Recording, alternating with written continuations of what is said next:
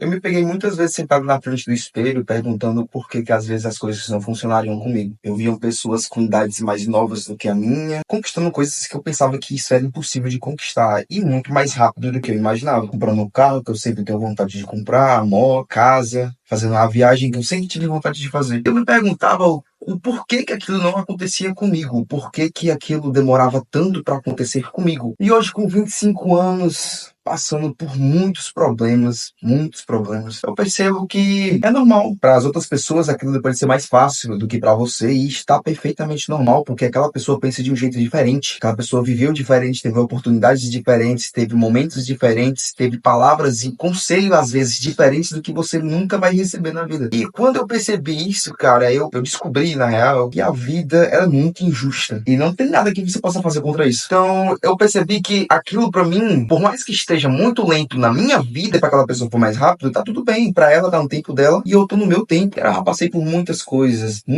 mesmo. Perdi minha mãe cedo, os meus irmãos por algum motivo me expulsaram da minha casa e eu nunca fui muito bem aceito naquela família. Eu sempre percebi que eu era uma peça fora da chave, porque eu não pensava como a minha família pensava. E isso é que é o mais louco. Quando você sabe que você vai dar certo, que você vai fazer uma coisa grande, que você não nasceu para ser um mero mecanismo do sistema. Você nasceu para ser a peça fora da engrenagem. Você já percebe dentro de casa quando a sua família já é padrão. Pessoas assalariadas, mães solteiras, pessoas que nunca tiveram prosperidade na vida, apenas o básico do básico para viver. Quando eu vi aquela situação, eu olhei para mim mesmo e pensei, cara, eu não nasci para isso. E desde então a minha vida virou de cabeça para baixo total. Fui expulso, tive que morar de favor na casa de uma ex-namorada minha e lá a gente passou uma necessidade muito grande. Normalmente a gente só merendava e jantava porque não tinha dinheiro para almoço. Era uma necessidade grande.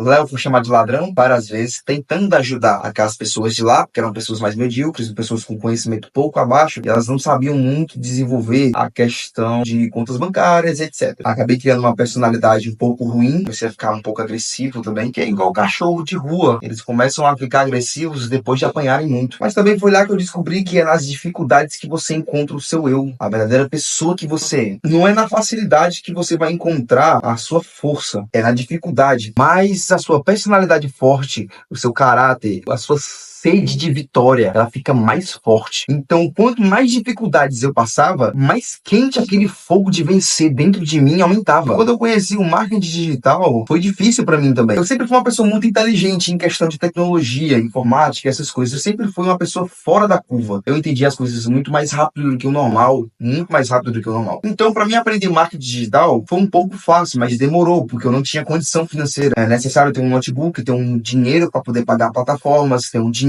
para testar anúncio, ter um dinheiro para testar o seu funil, ter dinheiro para você comprar outros produtos, principalmente treinamentos, e treinamento de marketing digital não é um troço barato, é um negócio caro. Porque realmente conhecimento é a ferramenta mais cara que existe no mundo. E quando eu fui descobrindo essas coisas, eu fui estudando o marketing digital, eu fui conhecendo um pouco mais esse mundo, eu percebi que aquela situação difícil que eu vivia me moldou muito. Então, quando eu errava algo e perdia dinheiro, eu não ficava dando chilique, eu não gritava, eu não fazia nada. Eu olhava para aquele erro e pensava, certo, desse jeito mais não funciona, vou fazer de outro jeito. Isso foi loucura, porque a maioria das pessoas que começam nesse mundo desiste porque simplesmente erra logo de primeira e é completamente normal. Erra de primeira e fica dizendo que o mercado não funciona, erra de primeira e fica dizendo que isso é uma grande mentira e volta pra vida medíocre, ridícula que é esse Brasil. Então, a vida que você trabalha 6 dias torcendo pra chegar sexta-feira e quando chega sexta-feira pega o resto do dinheiro que sobrou pra você, gasta com bebida pra tentar ser um pouco feliz nessa merda de sistema horrível. Por mais que seja difícil, por mais que demore muito tempo, eu sabia lá dentro, aquele fogo, eu sabia que tinha alguma coisa de errado comigo, que eu era completamente diferente dessas pessoas que queriam ter um patrão. Eu não queria ter um patrão, eu queria ser o patrão. E quando eu comecei a empreender e perceber todas as dificuldades que também existem no mundo do empreendedorismo, que é muito mais difícil do que ser um CLT, porque para você ser CLT é só você chegar, bater o seu ponto, fazer o seu trabalho, chegou o seu horário de almoço, bate seu ponto, vai para casa, come, volta e continua nesse ciclo por 6 longos dias para folgar um. E nesse único dia, a maioria das pessoas prefere não fazer absolutamente nada ou pegar o seu suado dinheiro e gastar com porcaria no mundo. Todo o dinheiro que eu fiz nesse período de tempo e eu ganhava ridiculamente pouco. Eu trabalhava com um conhecido meu que ele me pagava R$ 50 por semana, fora algumas comissões. Eu trabalhava vendendo telefone, celular. E de comissão eu tirava aí mais ou menos uns R$ 80 por semana, R$ 100 por semana. E com esse pouquinho de dinheiro eu pagava aluguel, energia, internet e me alimentava. Eu morava no pior bairro da minha cidade. Um bairro que Uber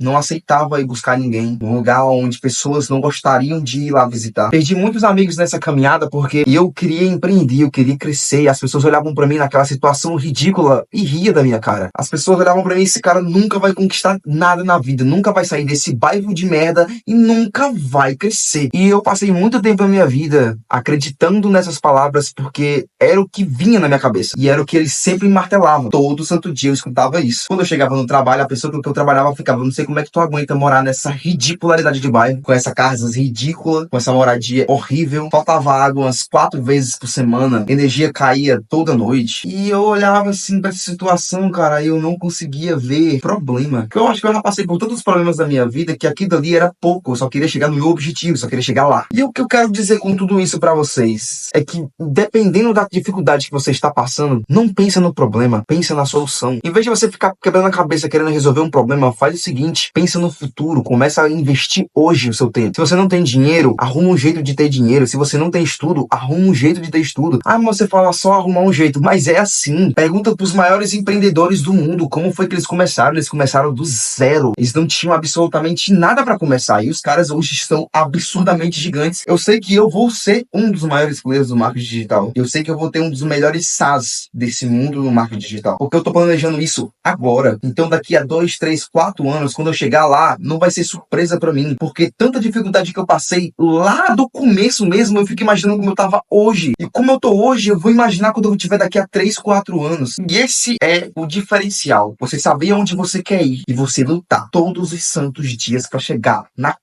ponto. E eu quero que você entenda que vai ser difícil, que vai ser complicado, principalmente rirem da sua cara. As pessoas veem o esquisito, veem o estranho, veem o indiferente e acham como piada até você dar resultado. Você é um louco até ter resultado e virar um gênio. Faça. Vá lá e faça. Independente de que seus amigos vão parar de falar com você, eles vão voltar.